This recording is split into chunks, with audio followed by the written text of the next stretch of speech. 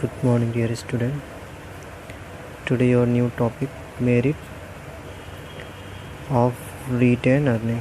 इसको एक नाम से और जानते हैं हम लोग एडवांटेज. ठीक है, तो इसमें पहला पॉइंट है आपका मोस्ट डिपेंडेबल सोर्स. जो रिटेन अर्निंग होती है वो बहुत ही डिपेंडेबल होती है बिजनेस के लिए या कंपनी के लिए या किसी पर्सन के लिए भी. ठीक है, तो इसमें ये नहीं सोचना पड़ता है कि हम कहाँ से अमाउंट लेके आएंगे, किससे मांगेंगे. ठीक है, जैसे मान लीजिए कि यह है, क्या देखते हैं पहले. As an internal source this is more dependable than the internal external sources of finance. The external source depend upon the preference of investor, market condition etc. ठीक है, जैसे मान लीजिए यहाँ पे क्योंकि ये जो है जो सोर्स है वो इंटरनल है. ठीक है, एक्सटर्नल सोर्स ऑफ ये फाइनेंस नहीं है.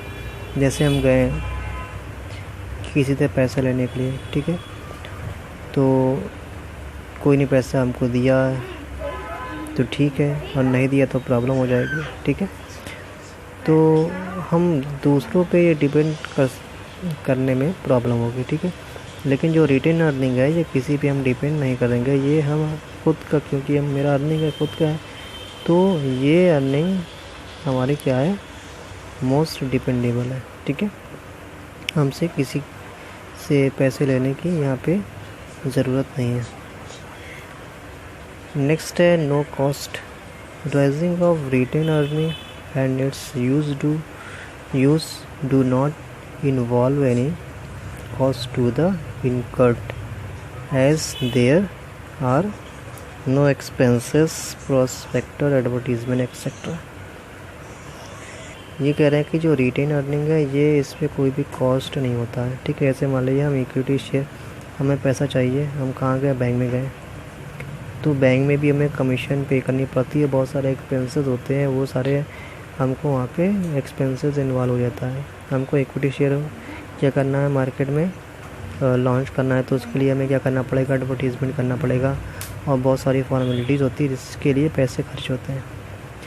हमको क्या करना है, प्रेफरेंस शेयर, मतलब कुछ भी हमें करना है तो उसके लिए हमारे क्या होंगे, पैसे खर्च होंगे. लेकिन हमारे जो रखा पैसा हुआ है जेब में, पॉकेट में मेरे पास जमा पूंजी रखी हुई है, तो उसको हमें जो है कि लाने के लिए, बिज़नेस में इन्वॉल्व करने के लिए, बिज़नेस में इन्वेस्ट करने के लिए, ठीक है, कोई भी कॉस्ट की नीड नहीं होती है. ठीक है, तो यहाँ पे कह रहे हैं कि यहाँ पे नो कॉस्ट है. ठीक है, तो ये भी एक क्या है, ये भी एक जो है मेरिट है, एडवांटेज है, अच्छी बात है इसके लिए.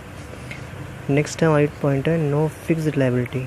क्योंकि ये मेरा खुद का पैसा है तो यहाँ पे कोई भी फिक्स्ड लायबिलिटी नहीं है कि हमको डिविडेंड देना है किसी को, या प्रेफरेंस शेयर होल्डर वालों को, या डिबेंचर को इंटरेस्ट देना है, तो यहाँ पे ऐसी कोई भी बाउंडेशन नहीं है, इसलिए ये नो फिक्स्ड लायबिलिटी है.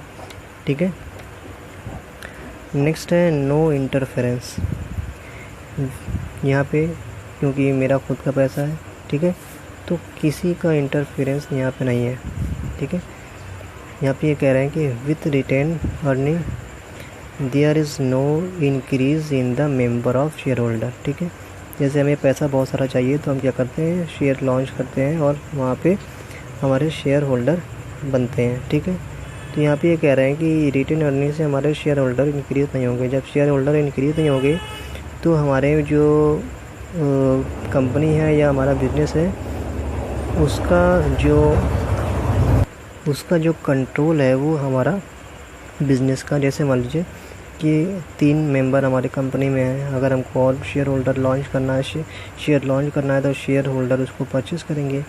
तो इक्विटी शेयर अगर परचेस कर रहे हैं तो हमारे कंपनी में क्या हो रहे हैं, शेयर होल्डर बढ़ रहा है. जब शेयर होल्डर बढ़ेंगे तो कंट्रोल हमारा कम हो जाएगा. ठीक है, तो यहाँ पे एक चीज़ ये देखिए, retained earning involve no risk of dissolution of control. ठीक है, मतलब कि यहाँ पे जितने भी लोग हमारे बढ़ेंगे, शेयर होल्डर बढ़ेंगे, हमारे जो कंट्रोल होगा वो हमसे कम होता जाएगा. तो यहाँ पे कह रहे हैं कि नो रिस्क, यहाँ पे कोई ऐसा रिस्क वगैरह नहीं है. ठीक है, नेक्स्ट है नो सिक्योरिटी. क्योंकि मेरा खुद का पैसा है, तो हमें किसी को कोई भी सिक्योरिटी देने की ज़रूरत नहीं है। जैसे कि बैंक से लोन लेने गए तो वहाँ पे हमको क्या करना पड़ेगा, अपना कुछ एसेट्स या कुछ कोलेट्रल सिक्योरिटी रखनी पड़ती है, ठीक है। तो यहाँ पे ऐसी कोई बाउंडेशन नहीं है, मतलब यहाँ पे कोई सिक्योरिटी वगैरह रखनी नहीं पड़ेगी, ठीक है। नेक्स्ट क्या है, गुडविल, ठीक है। रिटेन अर्निंग से, रिटेन प्रॉफिट से हमारी गुडविल भी क्या होती है, इंक्रीज़ होती है, ठीक है। जैसे मान लीजिए कोई भी एसेट्स हो गया या कोई भी कंपनी में जो भी मशीन हो गई, वो सारी चीज़ें अगर मान लीजिए रजिस्टर्ड हो जाती है हम नहीं चाहते हुए भी, ठीक है, तो उस कंडीशन में हम किससे पैसे लेने जाएंगे इतने मोस्टली, ठीक है। तो उस कंडीशन में हम क्या करते हैं, अपना रिटेन अर्निंग ही यूज़ कर सकते हैं वहाँ पे, ठीक है। तो ये सारे मेरिट एंड एडवांटेज थे किस चीज़ के, रिटेन अर्निंग के, ठीक है। अब हम आपको बताने वाले हैं नेक्स्ट टॉपिक में डीमेरिट, क्योंकि अगर किसी की मेरिट हो सकती है, अच्छाई हो सकती है, तो उसकी डीमेरिट भी हो सकती है, ठीक है। तो नेक्स्ट वीडियो हमारा किसका रहेगा, डीमेरिट का, ओके।